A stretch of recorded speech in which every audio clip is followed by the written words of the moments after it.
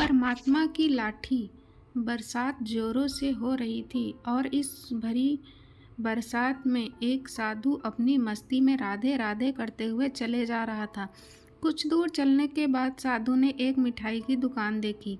साधु ने देखा कि मिठाई की दुकान पर एक कढ़ाई में दूध उबाला जा रहा था, तो दूसरे कढ़ाई में गर्मा गर्म जलेबी।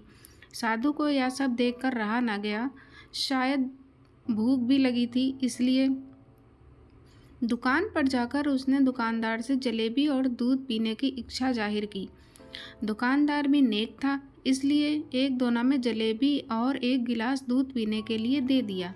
जलेबी खाकर और दूध पीकर मानो साधु खुशी से समा नहीं रहा था। हाथ ऊपर उठाकर बहुत सारे आशीर्वाद देकर साधु आगे के लिए निकल पड़ा। साधु भक्ति में लीन होकर मधुर भक्ति गीत गुनगुनाते रिमझिम बरसात में चले जा रहा था। साधु अपने पैरों से सड़क पर बिखरे बरसात के पानी में लात कभी इधर मारता तो कभी उधर मारता।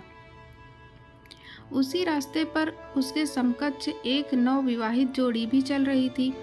पति पत्नी आपस में कानाफूसी करते हुए मग्न होकर एक दूसरे के गले में हाथ डालकर अपने प्यार की मस्ती में चल रहे थे। साधु ने इस बार पानी में लात मारा ही था कि बारिश का कुछ पानी उस औरत पर जा गिरा। अब क्या साधु कुछ बोलता, इससे पहले ही पति ने झल्लाते हुए उस साधु पर दो हूल जमा दिया। देख कर चल नहीं सकता, अंधा है, कहते हुए फिर दो लात चलाए और साधु नीचे जमीन पर गिर गया। वहां और भी कई लोग एकत्रित हो गए, लेकिन किसी की हिम्मत नहीं हुई कि उस युवक को रोक सके। अंततः पत्नी को आगे आना पड़ा और हालात को काबू में करना पड़ा। पति पत्नी आगे बढ़ गए। जमीन पर गिरे हुए साधु को किसी ने सहारा देकर उठाया। साधु फिर अपनी मस्ती में चलने लगा। दूसरी तरफ वह दंपति आगे चलते हुए अपने मंजिल के करीब पहुंच चुके थे। पत्नी चाबियों का गुच्छा पति को थमाई और पति सीढ़ियों पर चढ़ते हुए दरवाजे की तरफ आगे बढ़ा ही था कि अचानक उसका पैर फिसला और सीढ़ियों से गिरता हुआ नीचे सड़क पर आ गिरा। यह सब देखते हुए पत्नी जोर से चिल्लाई और लोगों से मदद की गुहार लगाने लगी। पत्नी की आवाज़ सुनकर आसपास के लोग इकट्ठा हो गए, लेकिन पति को बचा नहीं पाए और उसकी मृत्यु हो गई। पूरा माहौल गर्मा गर्म हो गया। पत्नी अधीर होकर गिर गई और पति के वियोग में जोर जोर से विलाप करने लगी। तभी वहां से वह साधु भी गुजर रहा था। जैसे ही लोगों ने साधु को देखा तो आपस में कहने लगे कि जरूर इस साधु का श्राप था, तभी तो वह युवक मरा, वरना क्या कोई सीढ़ी से गिरने से भी मरता है। लोगों ने तुरंत साधु को रोका और कहा कि तुम कैसे भक्त हो, थोड़ी सी बात पर इस युवक को श्राप दे दिया और वह मर गया। लोगों की बातें सुनकर साधु स्तब्ध खड़ा रहा और लोगों से हाथ जोड़कर कहने लगा कि मैंने उस युवक को कोई श्राप नहीं दिया।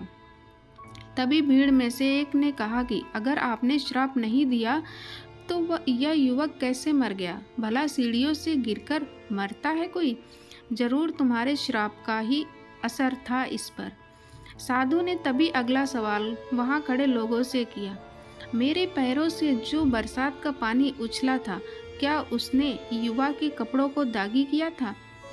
लोगों ने बोला, नहीं, लेकिन महिला के कपड़े जरूर खराब हुए थे। साधु ने फिर पूछा, फिर युवक ने मुझे क्यों मारा? लोगों ने कहा कि क्योंकि वह युवा इस महिला का पति था और अपनी पत्नी से बहुत प्रेम करता था। पत्नी के कपड़े कोई गंदा करे यह वह बर्दाश्त नहीं कर सका, इसलिए उस युवक ने आपको मारा। युवा की बातें सुनकर साधु ने एक जोरदार ठहाका बुलंद किया और यह कहता हुआ वहां से विदा हो गया, तो भगवान की कसम, मैंने श्राप कभी किसी को नहीं दिया, लेकिन कोई है जो मुझसे प्रेम रखता है। अगर उसका यार सहन नहीं कर सका तो मेरे यार को कैसे बर्दाश्त होगा कि कोई मुझे मारे? और वो मेरा यार इतना शक्तिशाली है कि दुनिया का बड़े से बड़ा राजा भी उसकी लाठी से डरता है। सच है, उस परमात्मा की लाठी दिखती नहीं और आवाज़ भी नहीं करती, लेकिन पड़ती है तो बहुत दर्द देती है। हमारे कर्म ही हमें उसकी लाठी से बचाते हैं, बस कर्म अच्छे होने चाहिए। आशा करती हूँ आपको कहानी पसंद आई होगी। इसी तरह की और कहानियाँ सुनने के लिए कृपया हमारे चैनल को सब्सक्राइब कर दें। जय हिंद दोस्तों।